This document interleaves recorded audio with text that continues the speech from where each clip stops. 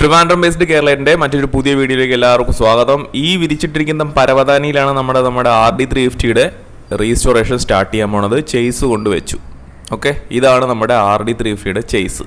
അപ്പോൾ ചെയ്സിലേക്ക് എങ്ങനെയാണ് പാർട്സുകൾ അസംബ്ലി ചെയ്യുന്നത് എന്നാണ് നമ്മൾ ഈ വീഡിയോയിൽ കാണാൻ പോകുന്നത്. ആദ്യം തന്നെ നമ്മുടെ ചെയ്സിനെ തലകീഴായി വെക്കുക.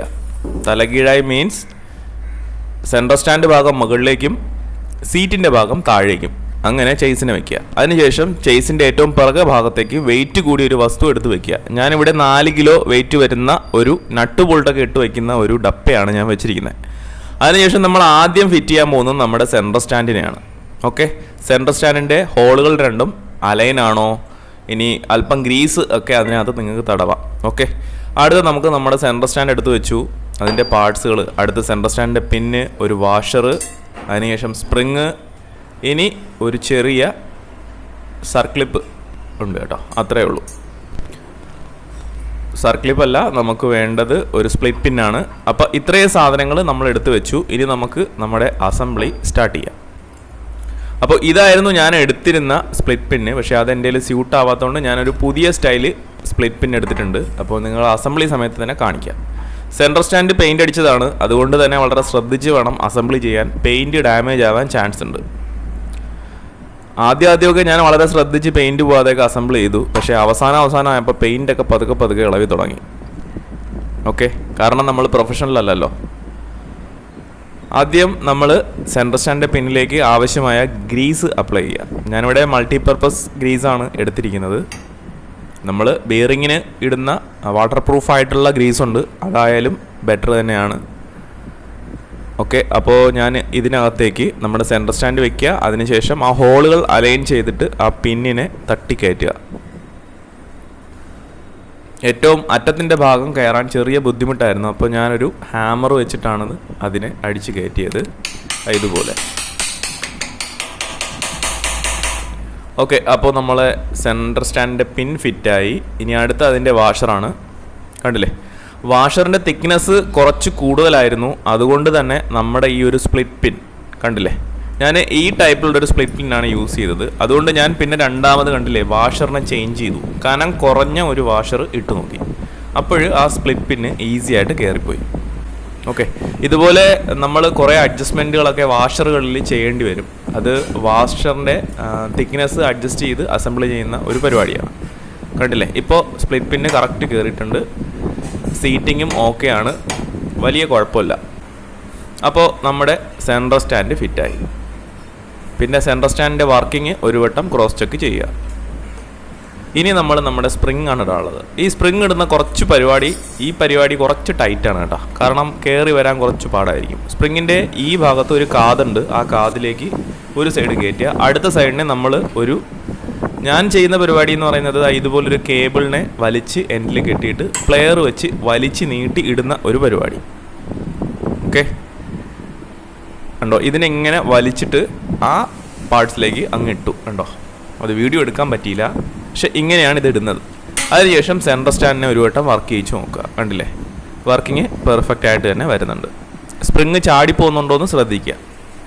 ഓക്കെ, ഇനി അടുത്ത നമ്മുടെ അസംബ്ലി 1 കഴിഞ്ഞു. ഇനി അസംബ്ലി 2 ആണ്. അസംബ്ലി 2 എന്ന് പറയുന്നത് സ്വിങ്ങിങ് ആമാണ്. സ്വിങ്ങിങ് ആമിൻ്റെ സ്പേസർ, ബുഷ്, ആക്സിൽ, ഓക്കെ, ഇത്രയും സാധനങ്ങളാണ് സ്വിങ്ങിങ് ആമിൽ വരുന്നത്. അതിനുശേഷം ഏറ്റവും ഔട്ടർ സൈഡിൽ 2 ചെറിയ കോളർ വാഷറുകളും ഉണ്ട്. അപ്പോൾ സ്വിങ്ങിങ് ആമിൻ്റെ ഇതാണ് നമ്മുടെ സ്വിങ്ങിങ് ആമിൻ്റെ സെൻറ്റർ സ്പേസർ. ഞാനൊരു അസംബ്ലി കാണിക്കാം. ആദ്യം നമ്മൾ ഈ ഒരു കോളർ സ്പേസർ ഇടുന്നു. അതിനുശേഷം നൈലോൺ ബുഷ് ഇടുക. അതിൻ്റെ സെൻറ്ററിൽ മെറ്റലിൻ്റെ ബുഷ് വരും. ഓക്കെ, അതിനുശേഷം നമ്മുടെ സ്പേസർ, ഇതാണ് സ്വിങ്ങിങ് ആമിൻ്റെ സെൻറ്റർ സ്പേസർ. അതിനുശേഷം വീണ്ടും മെറ്റൽ ബുഷ്, നൈലോൺ ബുഷ്, അതിനുശേഷം ഔട്ടർ ഫ്ലഞ്ച് വാഷർ. ഇത്രയുമാണ് നമ്മുടെ സ്വിങ്ങിങ് ആമിൻ്റെ ഷാഫ്റ്റിൽ വരുന്ന സംഭവങ്ങൾ. അതിനുശേഷം 2 ഗ്രീസ് നിപ്പിൾസ് ഉണ്ട്. കണ്ടോ, ഇതാണ് ഗ്രീസ് നിപ്പിൾ. ഇതുവഴി നമുക്ക് ഗ്രീസിന് ഈ ഒരു ഷാഫ്റ്റ് മെക്കാനിസത്തിനകത്തേക്ക് എവിടെയൊക്കെ മൂവ്മെൻ്റ് ഉണ്ടോ അവിടെയൊക്കെ ഗ്രീസ് എത്തിക്കാൻ വേണ്ടി സാധിക്കും.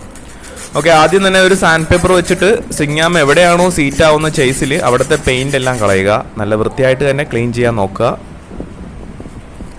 ഓക്കെ, അതിനുശേഷം നമുക്ക് കുറച്ച് ഗ്രീസ് അപ്ലൈ ചെയ്യുക ആ ഭാഗത്തേക്ക്. ഗ്രീസ് അപ്ലൈ ചെയ്ത് കഴിഞ്ഞ് കഴിഞ്ഞാൽ നമുക്ക് നമ്മുടെ സ്വിങ്ങിങ് ആമിൽ ഇതിലേക്ക് പിടിപ്പിക്കാം. അതിനു മുമ്പ് നമ്മുടെ സ്വിംഗ് ആക്സിലുണ്ട്, ഇതിലേക്കും കുറച്ച് ഗ്രീസ് അപ്ലൈ ചെയ്യാം. ഇതിൽ മൊത്തം കണ്ടോ 1, 2 ഹോളുകളുണ്ട്. ഇവിടെ 2 ഹോള്, അപ്പുറത്തെ 2 ഹോള്, മൊത്തം 4 ഹോളുകളുണ്ട്. അപ്പോൾ ഈ ബുഷിലും ഇതുപോലെ ഓരോ ഹോളുകളുണ്ട്. ഈ ഗ്രീസ് ഈ ഹോൾ വഴി കയറിയാണ് ഈ നമ്മുടെ മെറ്റൽ ബുഷിനെ ലൂബ് ചെയ്യുന്നത്, കണ്ടോ. അപ്പോൾ അതുകൊണ്ട് ബുഷ് നമ്മൾ എപ്പോഴും സീറ്റ് ചെയ്യുമ്പോഴും നല്ല ലൂസാക്കി വേണം സീറ്റ് ചെയ്യാൻ. കാരണം ബുഷ് നമ്മുടെ സ്വിംഗാമിലേക്ക് അടിച്ച് കയറുന്ന സമയത്ത് ഈ ബുഷ് കുറച്ചും കൂടെ ചെറുതാവുകയും പിന്നീട് ഈ നമ്മുടെ മെറ്റൽ ബുഷ് കയറ്റുന്ന സമയത്ത് ബുദ്ധിമുട്ട് വരികയും ചെയ്യും. അതുകൊണ്ട് നിങ്ങളുടെ അടുത്ത് പറയാനുള്ളത് ബുഷ് ലെയ്ത്തിൽ കൊടുത്ത് ഒരു വട്ടം ടേൺ ചെയ്ത് സൈസ് വലുതാക്കുന്നത് നല്ലതായിരിക്കും. ഓക്കെ, അപ്പോൾ ഇങ്ങനെയാണ് നമ്മൾ നമ്മുടെ ബുഷിനെ സീറ്റ് ചെയ്യാൻ പോണത്. കണ്ടോ, ഈ ഒരു മെത്തേഡ് വെച്ചിട്ടാണ് ഞാനിതിനെ സീറ്റ് ചെയ്യുന്നത്. കണ്ടോ, ഇതിൻ്റെ മുകളിൽ നമ്മുടെ ഫ്ലഞ്ച് വാഷർ വെക്കുക, അതിനുശേഷം ഒരു തടി പീസ് എടുത്ത് വെക്കുക. തടി വെച്ചില്ലെങ്കിൽ നൈലോൺ ബുഷാണ്, നൈലോൺ ബുഷ് പെട്ടെന്ന് ചീത്തയായിപ്പോൾ. കണ്ടോ, ഇങ്ങനെയാണ് ഞാൻ ഇതിനെ സീറ്റ് ചെയ്തത്, ഇടതുവശത്തെ ബുഷ്. ഓക്കെ, അതുപോലെ തന്നെ നമുക്ക് വലതുവശത്തെ ബുഷും ചെയ്തെടുക്കാനുണ്ട്, കണ്ടില്ലേ. അപ്പോൾ നമ്മൾ 2 ബുഷുകളെയും ചെയ്ത് എടുക്കണം, ഇതുപോലെ. അപ്പോൾ ഇനി ബുഷുകളെല്ലാം സീറ്റ് ചെയ്ത സ്ഥിതിക്ക് നമുക്ക് നമ്മുടെ സ്വിംഗ് ആമിനെ ഇതിനകത്തേക്ക് കയറ്റാം. കണ്ടോ, എൻ്റെ ചെയ്സിൻ്റെ പ്രശ്നം ഒരുപാട് നാൾ വെറുതെ കിടന്നത് കൊണ്ട് തന്നെ വിത്ത് ബുഷ് ഈസി ആയിട്ട് കയറുന്നുണ്ട്, പക്ഷേ മെറ്റൽ ബുഷ് ഇടുമ്പോഴത്തേക്ക് സ്വിംഗിങ് ആം ആ സ്പേസിലേക്ക് ഈസി ആയിട്ട് കയറുന്നില്ല. അപ്പോൾ ഞാനിതാ ഇതുപോലൊരു ഉടായ്പ പരിപാടി ചെയ്തു. അതായത് ചെറിയൊരു എന്താ പറയുക, ഒരു ടൂള് ഉണ്ടാക്കിയിട്ട് അതിൻ്റെ നട്ട് ടൈറ്റ് ചെയ്യുമ്പോഴത്തേക്ക് ഈ സ്വിംഗിങ് ആം അകരുന്ന രീതിയിൽ ഒരു ചെറിയ ഉടായ്പ പരിപാടി ചെയ്തു. അതിനുശേഷം ഇതുപോലെ ഞാൻ സ്വിംഗ് ആമിനെ തട്ടിക്കയറ്റി. കണ്ടോ, തട്ടിക്കയറ്റിയപ്പോൾ പെയിൻ്റൊക്കെ പോയത് കണ്ടോ. ഇതാണ് ഞാൻ പറഞ്ഞത്, ചില സമയത്ത് നമുക്ക് കുണം വന്ന് കയറും, അപ്പോൾ പിന്നെ നമ്മൾ പെയിൻറ്റും നോക്കൂല, അങ്ങ് അടിച്ചും കയറ്റും. അതാണ് കാര്യം. നമ്മൾ പ്രൊഫഷണൽ അല്ലാത്തതുകൊണ്ടുള്ള കുഴപ്പങ്ങളാണ് ഇതെല്ലാം. അപ്പോൾ നിങ്ങൾ എന്തായാലും സ്വിംഗ് ആം സീറ്റ് ചെയ്യുമ്പോൾ ഇതുപോലെ പെയിൻറ്റ് ഇളവാതെ സീറ്റ് ചെയ്യാൻ ശ്രമിക്കുക. അതിനുശേഷം നമ്മൾ നമ്മുടെ ആക്സിലിനെ അടിച്ച് കയറ്റുക, അതായത് ഇതുപോലെ. ഓക്കെ, കണ്ടില്ലേ. അപ്പോൾ ആക്സിലും സീറ്റായി. ആക്സിൽ സീറ്റായി കഴിഞ്ഞ ശേഷം നമ്മൾ ഉണ്ടാക്കിയെടുത്ത ഉടായ്പ പരിപാടീനെ ഞാൻ ഊരി മാറ്റിയിട്ടുണ്ട്. അതിനുശേഷം സ്വിംഗ് ആമിൻ്റെ വർക്കിംഗ് നല്ലപോലെ ഒന്ന് ക്രോസ് ചെക്ക് ചെയ്യുക. കണ്ടോ, വർക്കിംഗ് ഒക്കെ ഓക്കെയാണ്. അതിനുശേഷം നമ്മൾ നമ്മളുടെ എൻഡ് ബോൾട്ടല്ല നട്ടുകൾ ചെയ്യുക. അതിന് മുമ്പ് നമ്മൾ വാഷർ ഇടാൻ മറന്നു പോരുത്. വാഷർ ഇടുക. അതിനുശേഷം നമ്മൾ നമ്മളുടെ നട്ടുകൾ 2 എണ്ണം ഉണ്ട്. ഒരെണ്ണം മെയിൻ നട്ടും രണ്ടാമത് ലോക്ക് നട്ടും. അപ്പോൾ അത് 2നെയും നല്ലപോലെ ടൈറ്റ് ചെയ്യുക. അതിനുശേഷം ഇവിടെ ഒരു ഗ്രീസ് നിപ്പിളുണ്ട്. അപ്പോൾ ഈ ഗ്രീസ് നിപ്പിൾ എങ്ങനെയെന്ന് പറഞ്ഞാൽ നമ്മുടെ ലോറി ബസ്സിലൊക്കെ ഗ്രീസ് അടിക്കുന്ന പരിപാടി ഉണ്ടല്ലോ, അതുപോലുള്ള ഗണ്ണുണ്ട്. ആ ഗൺ വഴി നമുക്ക് ഇതുവഴി ഗ്രീസിനെ ഇതുപോലെ ഫില്ല് ചെയ്യാൻ പറ്റും. ഞാനിപ്പോൾ ഇതൊരു നമ്മുടെ നോർമൽ ഗ്രീസാണ്, കണ്ടോ. ഇതിനിങ്ങനെ കൈകൊണ്ട് പ്രസ് ചെയ്ത് കഴിഞ്ഞാൽ ഈ ഹോൾ വഴി എവിടെയൊക്കെ ലൂബ്രിക്കേഷൻ ആവശ്യമായിട്ടുണ്ടോ അവിടെ എല്ലാം ഗ്രീസ് എത്തും. അപ്പോൾ ഗ്രീസ് ഗണ്ണുണ്ട് എങ്കിൽ നമുക്ക് നല്ല ഹൈ പ്രഷറിൽ ഗ്രീസിനെ നമുക്ക് ഉൾഭാഗങ്ങളിലേക്ക് എത്തിക്കാൻ പറ്റും. അങ്ങനെ വരുമ്പോൾ വിയർ ആൻഡ് ടിയറുകൾ വളരെ കുറയും. അപ്പോൾ നമ്മുടെ ഈ ഗ്രീസ് നിപ്പിൾ ഇതുപോലെ ടൈറ്റ് ചെയ്യുക. ഓക്കെ, ഇനിയിപ്പോൾ നമുക്ക് അടുത്ത പ്രാവശ്യം ഗ്രീസ് നിപ്പിൾ വെച്ചിട്ട് തന്നെ ഇതിനെ ലൂബ്രിക്കേഷൻ ചെയ്യാം. ഇപ്പോൾ എൻ്റെ കയ്യിൽ ഗ്രീസ് നിപ്പിൾ ഇല്ല. ഓക്കെ, അടുത്തത് മൂന്നാമത്തെ അസംബ്ലിയാണ് നമ്മളുടെ ബ്രേക്ക് പെഡൽ അസംബ്ലി. അപ്പോൾ ബ്രേക്ക് പെഡൽ അസംബ്ലിക്ക് ഇവിടെ ഒരു ബ്രേക്ക് പെഡൽ ഷാഫ്റ്റ് ഉണ്ട്. അതൊരു മില്ലിങ് വരുന്ന ഷാഫ്റ്റാണ്.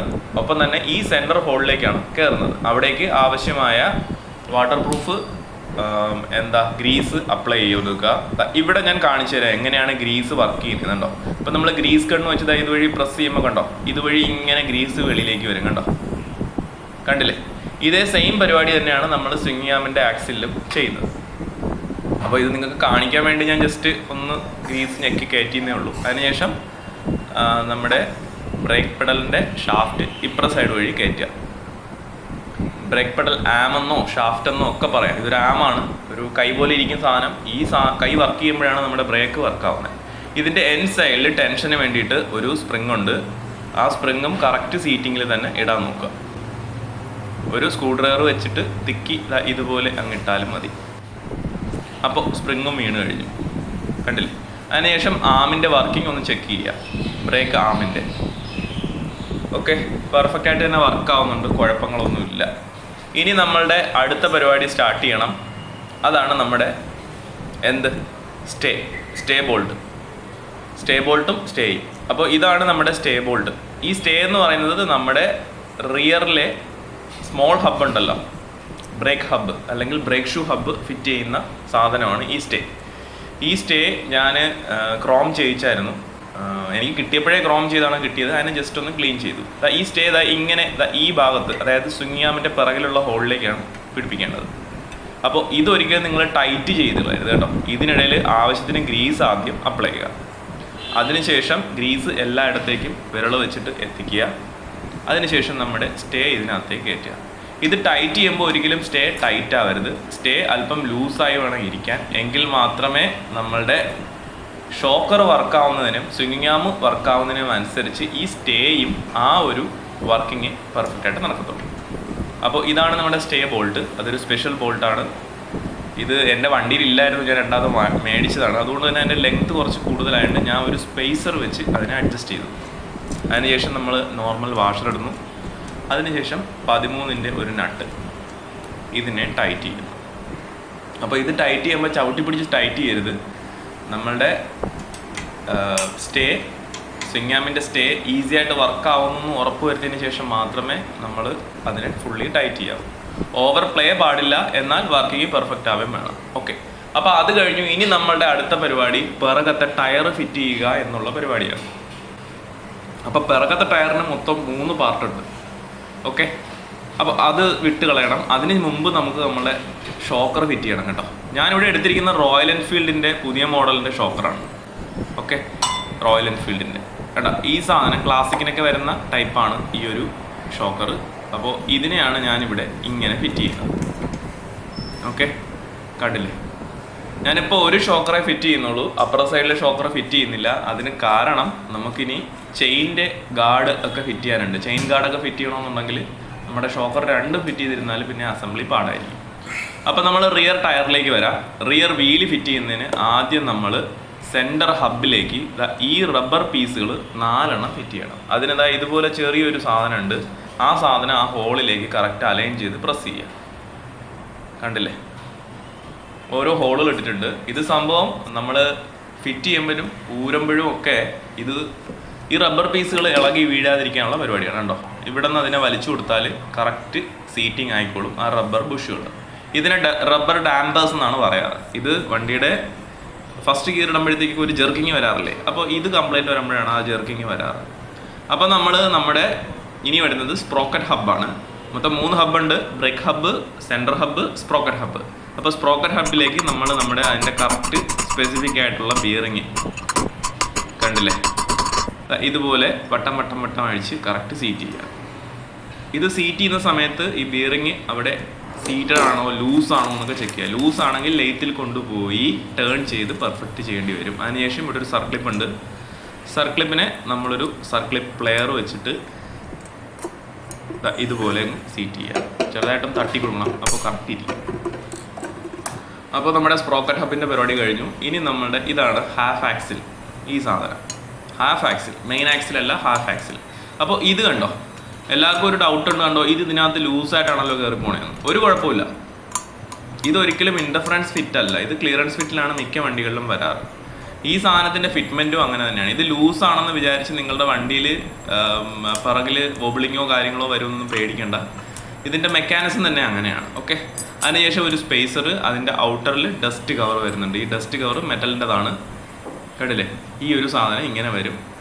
ഓക്കെ, ഇതിനെ ഇതുപോലെ തന്നെ നമുക്ക് എടുത്തിട്ട് നമ്മുടെ സ്വിംഗിങ് ആമിലേക്ക് പിടിപ്പിക്കണം. അപ്പോൾ അതാണ് നമ്മളുടെ അടുത്ത പരിപാടി. ഓക്കെ, ഇതിൻ്റെ അകത്ത് ചെറിയൊരു ഓറിങ് വരുന്നുണ്ട്. ഓറിങ് എന്ന് പറയുന്നത് ഓയിൽ സീൽ വരുന്നുണ്ട്, പക്ഷെ അതെൻ്റെ ഇല്ല. നമുക്ക് എന്തെങ്കിലും ചെയ്യാം. ഓക്കെ, എന്തായാലും നമ്മൾ ആദ്യം നമ്മുടെ ചെയിൻ അഡ്ജസ്റ്ററിനെ ഇതിലേക്ക് ഇങ്ങനെ തൂക്കിയിടുക. ഓക്കെ, കുറച്ച് പരിപാടിയായിരുന്നു. ഇത് തൂങ്ങി വീഴാൻ കുറച്ച് ബുദ്ധിമുട്ടി. അതിനുശേഷം അതിനെ എൻഗേജ്, കാരണം ഞാൻ ഒറ്റയ്ക്കല്ലേ ഉള്ളൂ. ഒരാളുടെ ഉണ്ടെങ്കിൽ നമുക്ക് ഇതൊക്കെ പിടിക്കാനൊക്കെ ഒരാളായിരുന്നു, പക്ഷെ നമ്മൾ ഒറ്റയ്ക്കേ ഉള്ളൂ.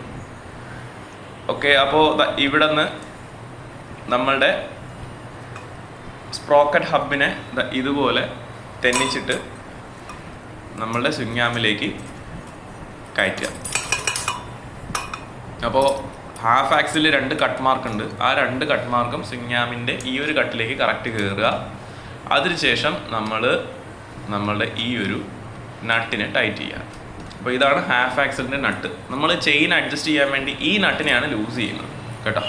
ഈ നട്ട് ലൂസ് ചെയ്ത് കഴിഞ്ഞാൽ ചെയിൻ അഡ്ജസ്റ്ററും ഹാഫ് ആക്സിലും ഒരുമിച്ച് പുറകോട്ടും മുമ്പോട്ടും ഒക്കെ നമുക്ക് മൂവ് ചെയ്യാം. അപ്പോൾ അതിൻ്റെ ഫിറ്റ്മെൻറ്റ് കഴിഞ്ഞു. അതിൻ്റെ റൊട്ടേഷനും ഒന്ന് ചെക്ക് ചെയ്ത് നോക്കുക. അതിനുശേഷം നമുക്ക് നമ്മളുടെ മെയിൻ ഹബ്ബും ഇത് നമ്മളുടെ ബ്രേക്ക് ഷൂ ഹബ്ബുമാണ്. ഓക്കെ, അപ്പോൾ അതിൻ്റെ വർക്കിങ്ങും റൊട്ടേഷനൊക്കെ ഒന്ന് ചെക്ക് ചെയ്യുക. എവിടെയെങ്കിലും പിടുത്തമുണ്ടോ, ടൈറ്റ് ആണോ എന്നൊക്കെ ഒന്ന് നോക്കുക. അതിനുശേഷം നമുക്ക് ഇനി ഇതിനെ എടുത്ത് വണ്ടിക്കകത്തേക്ക് കയറ്റാം. ഇതുപോലെയാണ് ഞാൻ ചേസിലേക്ക് ഇതിനെ ഫിറ്റ് ചെയ്യുന്നത്. ഈ സമയത്ത് ഫ്രണ്ടിൽ നിന്ന് ആരുടെങ്കിലും പിടിച്ചോളാൻ പറയണം, അല്ലെങ്കിൽ ചേസ് ചരിഞ്ഞ് വീഴാൻ ചാൻസ് ഉണ്ട്. ഓക്കെ, അപ്പോൾ നമ്മളുടെ റിയർ ടയറിനെ ഫിറ്റ് ചെയ്യാൻ പോവാണ്. ഇനി നമ്മളുടെ ആക്സിലുണ്ട്, മെയിൻ ആക്സിൽ നല്ലോണം ഗ്രീസ് തേച്ച ശേഷം മാത്രമേ ആക്സിൽ കയറ്റാവൂ. ഓക്കെ, ഇനി ആക്സിൽ കയറ്റിയ ശേഷം ഇപ്പുറ സൈഡിൽ ഒരു അഡ്ജസ്റ്റർ ഉണ്ട്. ഇത് സ്പെഷ്യൽ അഡ്ജസ്റ്ററാണ്. ഇതിൻ്റെ ഡയമീറ്റർ സെൻറ്ററിലുള്ള ഹോളിൻ്റെ ഡയമീറ്റർ കുറവും അപ്പുറത്തെ സൈഡിലെ അതായത് ഹാഫ് ആക്സിൽ വരുന്നതിന് ഡയമീറ്റർ കൂടുതലുമായിരിക്കും. അത് അസംബിൾ ചെയ്യുമ്പോഴത്തേക്ക് തല തിരിഞ്ഞു പോകരുത് കേട്ടോ. അതിനുശേഷം എന്താ ഇവിടെ ഒരു സ്പേസർ വരുന്നുണ്ട്. ഈ സ്പേസറിനെ ഞാൻ ക്രോം ചെയ്യിച്ചായിരുന്നു, എങ്കിൽ നല്ലൊരു ലുക്ക് കിട്ടും. അതിനുശേഷം ആക്സിൽ അടിച്ച് അപ്പുറത്തെ സൈഡിലേക്ക് കയറ്റുക. കഴിഞ്ഞു നമ്മുടെ റിയർ ടയറിൻ്റെ അസംബ്ലി. ഇനി നമുക്ക് ഇതിൻ്റെ ബോൾട്ട് ടൈറ്റ് ചെയ്യാം. ഈ ബോൾട്ടിനെ ഞാൻ കംപ്ലീറ്റ്ലി ഫുള്ളായിട്ട് ടൈറ്റ് ചെയ്യുന്നില്ല, ജസ്റ്റ് എൻഗേജ് ചെയ്ത് വെക്കുന്നതേ ഉള്ളൂ.